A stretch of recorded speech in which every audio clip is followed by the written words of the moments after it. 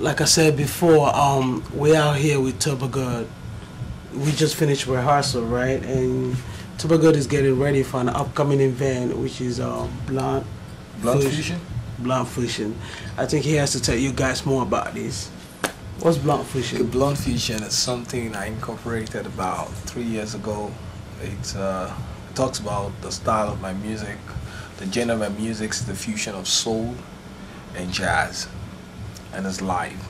So Blunt Fusion is soul plus jazz unplugged. It comes from rhythmic soul to metallic jazz. Interesting. And that's the style of my music. So like quarterly, we try to put up an event everywhere, all over the world. We had it in Amsterdam, we had in Manchester, we had in Scotland, we had all over Europe, we had in Africa, South Africa, Nigeria, everywhere. And now we're bringing it to the state. We had one at the Shrine in Chicago about last year. Chicago, Maryland, Baltimore, Washington DC, and now we're having the next edition in New York City. Interesting. When is this gonna be? It's gonna be on 8, which is on Mother's Day. So we're celebrating ladies and mothers all over the world. You heard, ladies and moms. Yeah. So. Okay. We in the studio. You just finished your rehearsal. Yeah. It's quite intensive. Quite a lot of energy going on. Yeah. And I must say, there's something about your style of music. Yeah. Well, that's why it's Blunt Fusion. Yeah. And for other people that don't know Toba Gold, how you gonna describe yourself? Not your music, yourself as individual. Who's Toba Gold? Toba Gold is a young guy from Africa, Nigeria, and I thank God I'm blessed for the talent to do music. And basically, I'm doing my own thing. I'm fulfilled. I'm a graduate of biochemistry. I had my first degree in biochemistry. I had my postgraduate degree in international law and diplomacy. So I run my own company called Icon Media. We're into advertising, and also we have a section which is media marketing where we run the music thing. So basically, music is all I've been doing in the last quarter.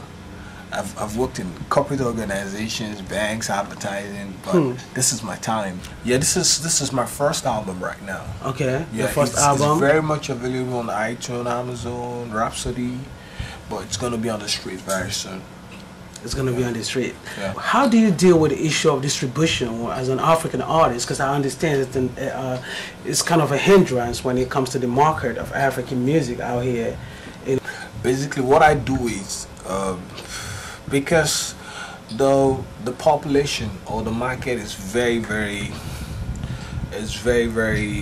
what I say bipolar over here. There's a lot of people. It's a wide market, right? But the African music is mono-trimmed. When you go to Nigeria, they understand what you're singing.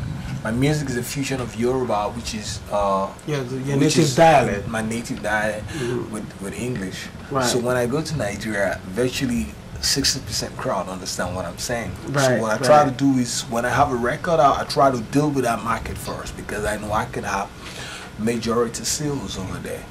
And in this Western environment, people are used to iTunes, Amazon, so I believe in electronic distribution over here before we can have physical distribution.